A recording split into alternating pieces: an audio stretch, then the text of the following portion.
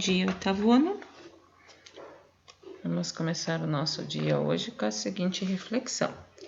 Sempre há uma outra chance, uma outra amizade, um outro amor, uma nova força. Para todo fim, um recomeço. Então, é o que nós estamos fazendo agora, estamos recomeçando nossos estudos, estamos recomeçando mais uma etapa. Então, se você não foi muito bem no primeiro, no segundo bimestre, né, teve dificuldades e tal, não pode desanimar, né? Veja que agora você tem uma nova oportunidade, você tem uma outra chance, ou seja, nós vamos recomeçar, ok? Que assim seja, verdade? Nosso assunto é o capítulo 13, a prof vai encerrar esse capítulo 13 hoje. Na segunda-feira só vou fazer revisão para a prova. Capítulo 13, então, falava sobre novas ideias e revoluções do século XIX. E hoje a segunda parte, lá do livro de vocês, vai estar relacionada à página 66 a 81. Então, tanto o conteúdo quanto os exercícios dessas páginas aí, né, alguns já foram resolvidos, mas os que faltam, então. Começamos lá com a Comuna de Paris, né? Na última aula falamos sobre esses movimentos que começam a surgir, né? O socialismo científico, o liberalismo econômico, o socialismo utópico, o anarquismo, o socialismo cristão, ok? E aí, a primeira experiência, né, de socialismo na história ficou conhecido já no século XIX e ela ocorreu entre março e maio de 1871 e ela ficou conhecida como a Comuna de Paris. Nessa Comuna de Paris, os proletários então tomaram o poder e estabeleceram aquilo que ficou conhecido como a Comuna de Paris. Para governar a cidade, o que eles fizeram? Tá? Na verdade, assim, por que eles fizeram isso? Tá? Os franceses derrotados assinaram a rendição, né, na guerra entre a França e a Prússia, e isso desagradou a classe trabalhadora, que estava cada vez mais inconformada com o governo burguês republicano. Então, esses operários estavam insatisfeitos, aumentavam cada vez mais os impostos, as reclamações, dá para se dizer assim, em relação a condições de trabalho e tal, eram diárias, né? E isso vai fazer então que eles tomem essa atitude, que eles tomem o poder. Tomado o poder, eles vão criar um conselho, então, para definir que os próprios operários iam cuidar da administração municipal e das fábricas. Eles tomaram o poder, não tem mais um governo, então eles vão ter que se organizar, vão criar uma estratégia. Aí, eles estando no poder, eles vão tomar algumas medidas, como controle de preço dos alimentos, regras para proteger os trabalhadores contra o desemprego, vão estabelecer um valor mínimo de salário, então um salário mínimo para eles, vão tentar melhorar as condições de habitação para os mais pobres e vão separar igreja e Estado. E, óbvio, né, ensino gratuito para todas as pessoas. Porém, essa experiência socialista durou pouco mais de 2 meses.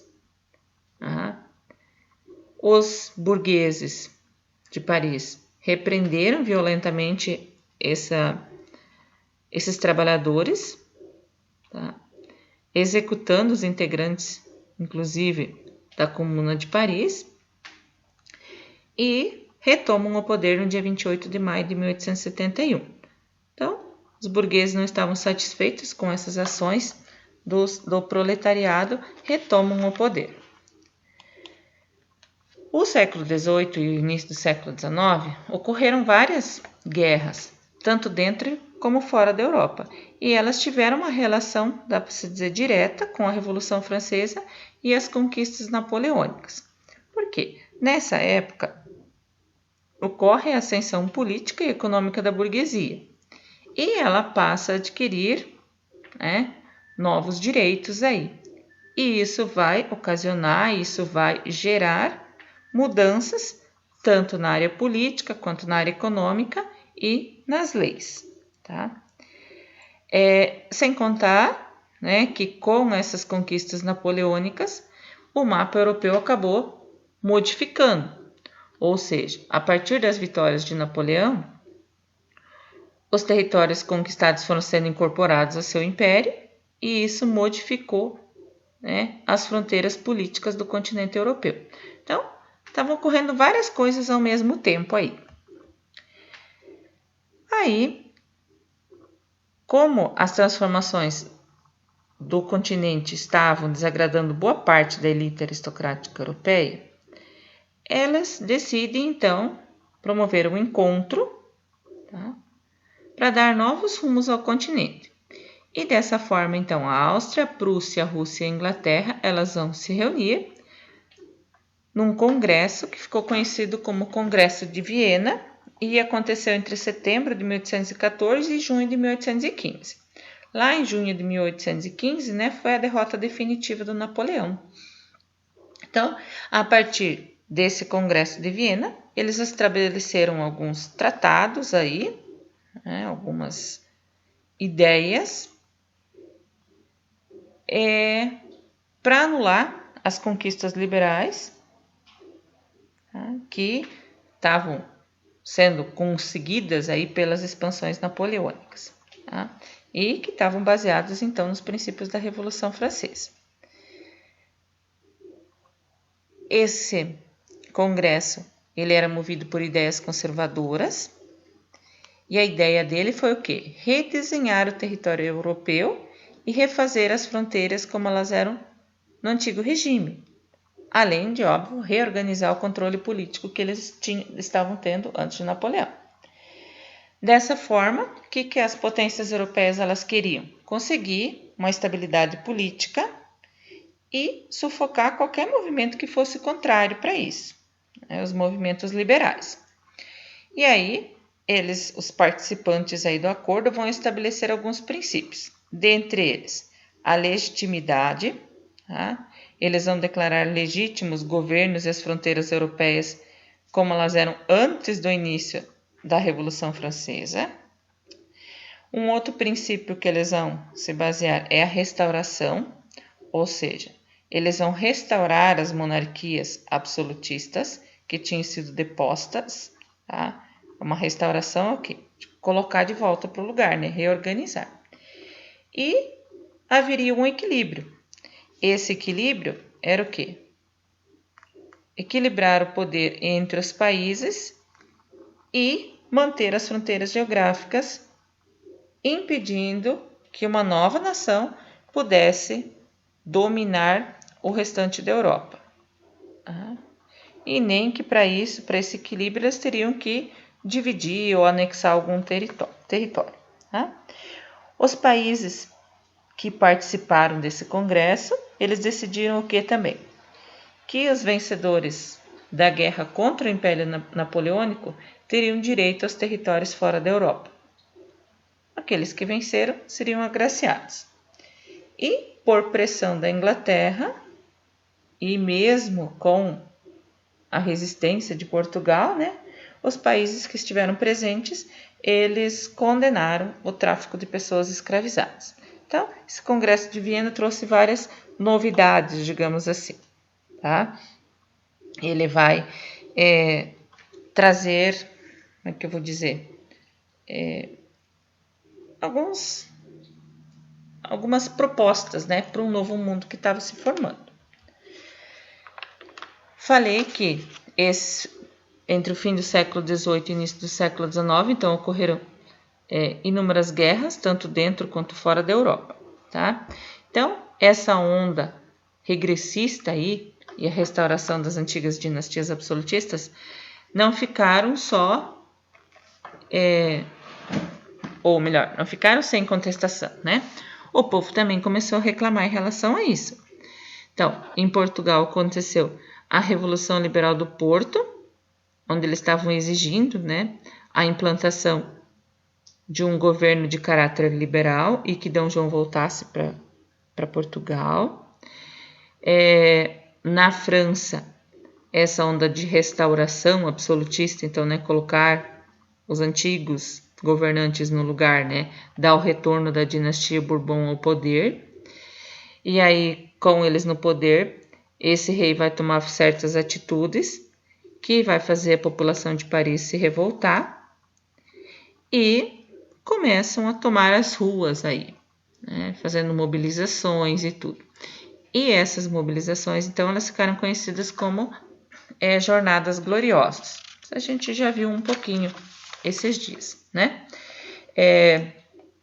Essas mobilizações que começaram, então, na França, elas se espalham para outras regiões da Europa e acabam eclodindo, né? Ou fazem surgir outras revoltas populares e movimentos liberais. Dentre essas, né, então, como falei, além da França, surgiram movimentos revolucionários por outras partes da Europa. E essas revoltas, elas ficaram conhecidas como Primavera dos Povos. Por que Primavera dos Povos? Porque ela envolveu grupos de diferentes nacionalidades. Então, italianos, alemães, austríacos, tchecos, húngaros, diferentes nacionalidades. Por isso, uma Primavera dos Povos. Os conflitos, eles tinham situações específicas, né, conforme o país aí, mas, de modo geral, quem estava protagonizando esses movimentos eram os trabalhadores que buscavam os seus direitos. Lógico que, além deles, né, também tem a característica de uma reivindicação liberal e nacionalista, tá? Onde eles estavam propondo aí a união dos povos da mesma origem, com a mesma cultura, com os mesmos valores e tal. Então, esse tipo de movimento era liderado pela burguesia, tá? Mas, geralmente, né, os protagonistas eram os trabalhadores. Em relação às atividades, para vocês. E mais uma coisa ainda, que muitos historiadores, eles acham que esses movimentos aí de 1848, por exemplo, onde a burguesia e os setores mais populares da sociedade europeia se juntaram, né, em manifestações contra os governos autoritários. Então, que isso foram os últimos, né? Talvez tenham sido ou não, né?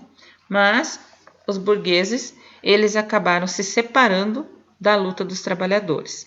E aí a gente viu na última aula, né, a parte do proletariado e a burguesia, que o Marx fala, né?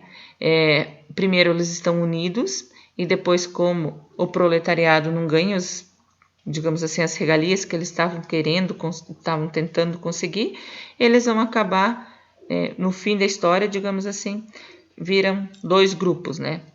Porque cada grupo passa a buscar os seus interesses de forma separada e com estratégias bem diferentes.